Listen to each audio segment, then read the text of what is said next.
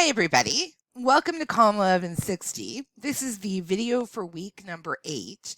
I'm going to chunk this video up into a couple of different pieces so that it isn't too much all to watch at one time.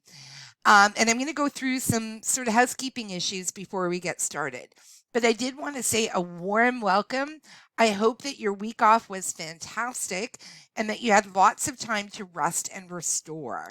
I'm looking forward to working with you and getting to know you over these next few weeks as we finish up COM 1160 together. Before we get started with our work, though, I want to show you what I'm dealing with at this moment in time. I am recording this video for you, and I have two little audience members that are watching. This one over here, if you see where I'm putting the cursor, is Bogey. He's 17 years old. And this one over here is Bella. She is 5. These are 2 of my 4 cats. So I need to warn you that you may hear some meowing as I'm recording. They like to supervise and they like to watch what I'm doing. So if you hear any strange meowing noises, it's not me, it's them. And I know you guys are also dealing with pets and kids and all sorts of stuff at home as we start this great experiment of online education. So know that Bogey and Bella are listening. They're here with you. They're excited to start COM 1160 with you this year. Like I said, we're going to do a few housekeeping things just so that we're all on the same track as we get started. I do things a little bit differently than Professor Amanda. I know that Amanda was running classes in Blackboard, and you had the option of going in and watching the class live or watching the video after. I do things a little bit differently. Not that I don't think that's a good way to do it. I think it is a good way to do it. But the way that I have started doing things is recording a video and then uploading it to YouTube. I find that that really works because then you can watch the video on whatever device that you like. So you can watch it on a phone, you can watch it on your computer. It also, again, means that you can watch it at any time that you like. And I know that you're balancing real lives, jobs, and kids, and pets, and laundry, and everything else at the same time that you have started your schooling. So I find YouTube gives nice flexibility. So this is what we'll do, as I mentioned in the mini orientation. This is what we'll do every week. I'll have a video for you. I'll also have that to-do list that lists out what you need to accomplish that particular week. It helps keep us sort of organized. I went through the teaching and learning plan with you briefly at the mini orientation. Just wanted to remind you that over the next few weeks that we're together, we're going to eventually, not quite yet, but eventually be writing an essay that's based on your topic choice for the research file. Today, we're going to start the process just by talking about thesis statements and outlines. Okay, so we're going to stretch the process out over a number of weeks. I'm not asking you to write an essay, at this point in time, but it is something that we're going to be doing towards the end of the course. We're going to go chunk by chunk. So everybody at this point now has received their graded research file with feedback from Professor Amanda. So you have that back. You're going to be using this material that you gathered and put together for the essay. Okay, so you're going to be writing an essay on that same topic. Like I mentioned to you before, not to repeat myself, but we're going to do this in chunks. Okay, so we're going to start with the thesis statement. We're then going to go to the outline. We're then going to go to the rough draft. And then we're going to finish up with the final draft. Okay, so it's not like I said, like I'm assigning you an essay right away. We're going to go chunk by chunk by chunk, and you're going to be submitting different chunks for evaluation. This week itself, we're going to cover the thesis statement and the outline. And your first assignment for me is going to be an essay outline that's going to be due July 18th by midnight. Okay, you're going to be submitting that to Blackboard, just uploading it under assignments like you've done with Professor Amanda in the past. Remember as well that we do have the drop-in sessions, so you're welcome to come in. I can't off the top of my head remember the time. I know we have an hour set aside on Tuesday. If you come to that, you can ask any questions that you have, look for, any assistance if you're having any trouble.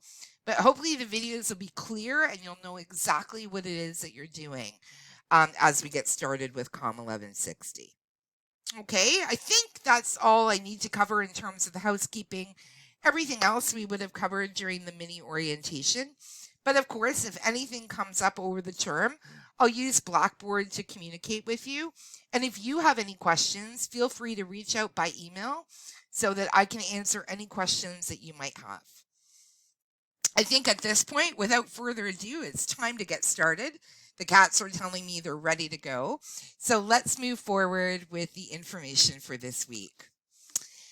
So we're going to be writing an essay, and today is the first day of the rest of your life. We're actually going to start crafting stuff so that we can prepare to write an essay. And the first thing that we're going to start with is a thesis statement. I know when I was first learning about writing and first taking writing, I found thesis statements to be really difficult. So to be very challenging to put together. And I never found that anyone really gave me a great explanation of what a thesis statement was and what it should be. So I'm hoping within the next few minutes to be able to clarify for you what a thesis statement is and what one should look like. The first thing to keep in mind is that a thesis statement is usually just one sentence. Although for a longer essay, it can be multiple sentences. For our essay that we're writing, because we're almost going to be writing sort of a mini essay, I think you're going to want to stick to one sentence. Okay? It is the heart of your paper. So it is around which everything is going to be organized for an essay. It is not as difficult as it seems. Okay? Like I said, if I think back, I remember I would write essays in school, and sometimes I would get the essay back and I would have the feedback, great thesis statement. And then I'd write the next essay and I'd get feedback back saying, you don't have a thesis statement. And it seemed really difficult to me.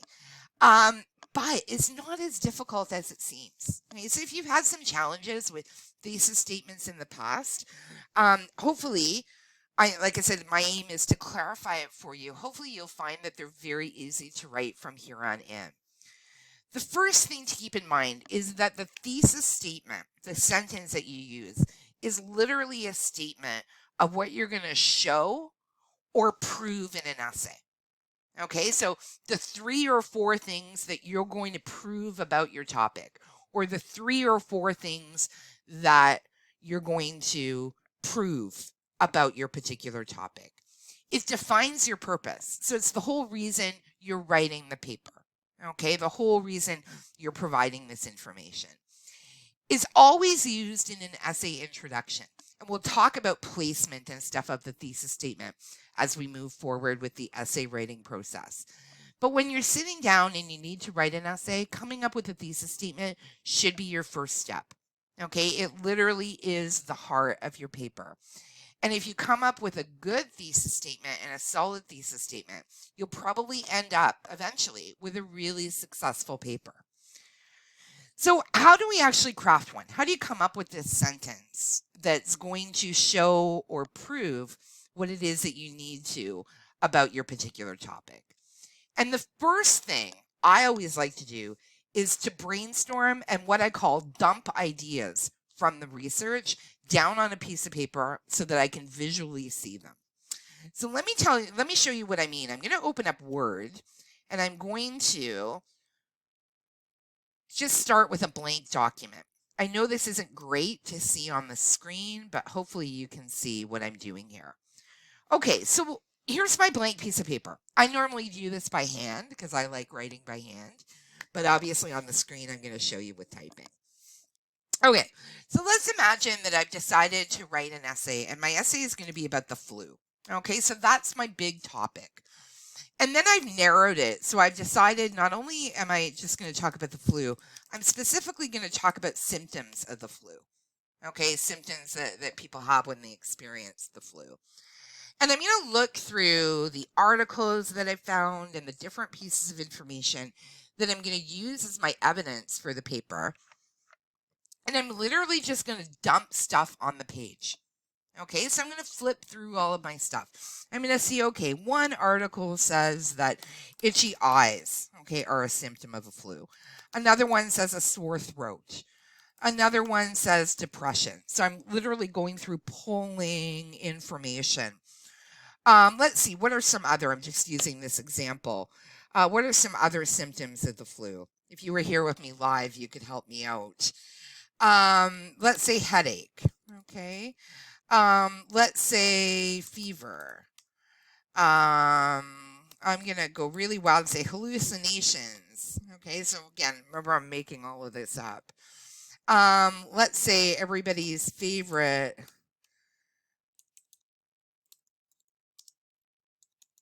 Everybody, and I'm spelling it wrong, which tells you how much I don't like it.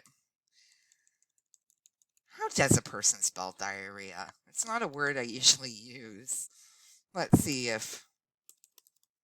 There we go. I was putting an A in the British way, but the American way is just EA. Let's say diarrhea. Let's say stomach cramps. That's another nice symptom that we get with the flu. Um, Rash. Okay. Body aches. Very common with the flu. Um, let's throw in some more topics here, or some more symptoms that we can think of. Again, I wish you were here so that you could help me out with this as I'm trying to brainstorm. Sore ears, okay, or infected ears. Again, a very common. Dehydration. Again, very common with the flu. Um, let's say, I don't know, abdominal gas. A pretty disgusting topic I picked here, isn't it? And I could probably go on and on, right? There's tons of symptoms of the flu. If I had done research on the flu, I probably would find like a million different symptoms. But let's imagine this is all that I've found. Okay. Now that I've actually dumped the information from my research, the first step in coming up with a thesis statement is trying to find some way to group this stuff. So trying to find some way to categorize or to link stuff together. And it's that linking together that's going to help you come up with a thesis statement. So I'm going to take a look at the different symptoms that I've listed out, and I'm going to look for ways, I'm going to look for pattern. I'm going to look for ways to connect things. Okay? I'm going to take a look at my first one, itchy eyes, and I'm just going to put that in red. Okay, so I'm thinking eyes, right? And I'm thinking what's connected, right, to the eyes? Well, anything that has to do with ear, nose, and throat is all connected, right? So I'm going to go down and I'm going to say, okay, sore throat, sore ears. Okay, oh, one I forgot, maybe sneezing, right?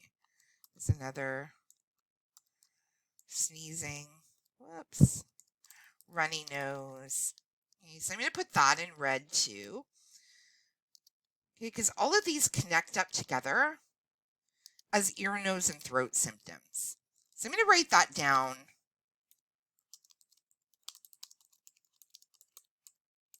in red down at the bottom. I'm going to go back and look at the list again and try to find another way to categorize some of these symptoms. So I might take depression. Okay, that's a psychological condition. I'm going to put that, let's say I'll put that in blue. And then I take a look and I say, oh, okay, hallucinations, right? That's another psychological or psychiatric condition. And I'm going to look down and see if I got any others.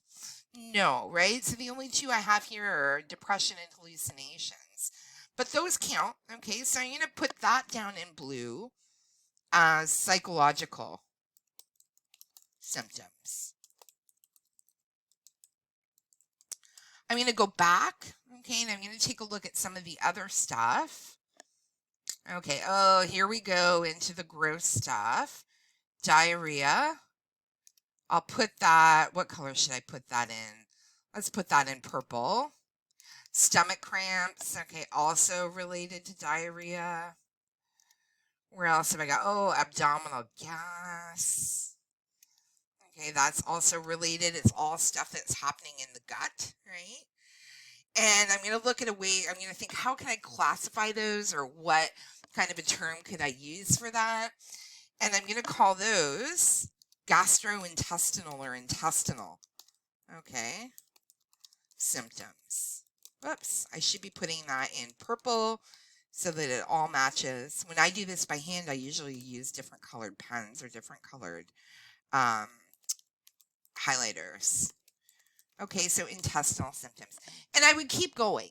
Okay, so I would look at different categories of symptoms. Then I would sit back, okay, and I'd look at these different categories that I've created. And from the categories that I've created, I'm going to pick what I think are my top 3 or my top 4 categories. And then I'm going to use those categories to create a thesis statement. Okay, so easy peasy from this point, right? Looking for pattern, finding a way, okay, to visualize out how you can pattern and put together all of this information. And remember again, right, I'm looking at various pieces of information. I'm pulling this information from all sorts of different sources that I've looked at. And now I'm sort of creatively putting them together into different categories. The idea being that eventually when I write the essay, I'll have a little section about each of these. Okay, so I have a little paragraph or a little section where I discuss those. But let's go back to actually creating the thesis. So once I've established my patterns, I'm going to move from pattern to thesis. And you can use something that I like to call it, something I've made up. I like to call it the magic thesis statement generator. Okay, what you do is you take your topic and you take your categories, and then you create a thesis statement from the topic and the categories. Okay, very logical. So there's no guessing game or anything here going on with how to create the thesis statement. So here's my formula, okay? It's almost a little bit like math. X, which is my topic, can be identified by the presence of A, B, and C. And A, B, and C are my categories. Okay, so I'm saying the flu, right, can be identified by the presence of A, B, and C, my symptom groups. So I can end up with something like the flu can be identified by the presence of ear, nose, and throat symptoms, gastrointestinal symptoms, and psychological symptoms. And I usually, for an essay, want to end up with about 3 variables here. I'm giving you an example with 3, but you might go to 4, okay, if you have a lot of categories. You don't have to use everything. So if we go back to my Word file, see, some stuff didn't fit, right? It's still in black, and that's okay, right? I don't have to do everything in a paper. I'm just going to talk about what I can categorize so that I end up with a really strong thesis statement. If I'm talking about treatments, I can do the same thing. So X can be treated with A, B, and or C. Okay, so I could come up with a thesis statement like the flu can be treated with antibiotics, antivirals, and vitamins. I've given you a handout about thesis statements that's in our week 8 folder. And this is the actual handout. It goes through it in a lot of detail, but it follows that same idea of the magic thesis statement generator. So you can see, right, I've used schizophrenia as the example. It's no more complicated than that. So it's about finding pattern in your research and then just organizing those patterns into a sentence that allows you to come up with a really strong thesis statement. So what I'm going to ask you to do at this point is to take about 30 minutes or so, okay, give or take, and pour yourself a cup of coffee, okay, or get something, a lemonade or something nice and cold to drink. And dig through your research. So take a look at your research file and map out your ideas. Then find some patterns or categories within all of that information. Okay, you're making sense of all the information. And then draft a basic thesis statement. It doesn't need to be fancy. Okay, it's just a working thesis statement. It's going to be the heart of our paper. No, of course, we can change it later on. Okay, I'm not locking you into anything. It's really just giving it a try. Maybe try coming up with several different thesis statement sentences that you could use, right, to see which ones you like better, which ones, right, are not so good. Take 30 minutes, dig through your stuff, and have that ready to go. Because in the next video, we're going to talk about the next big step in preparing to write, which is outlining. So I'll talk to you in the next video. My cats have fallen asleep. They obviously find me very boring. I hope you haven't fallen asleep and that you're ready to go for our next video. I'll talk to you then. Bye for now.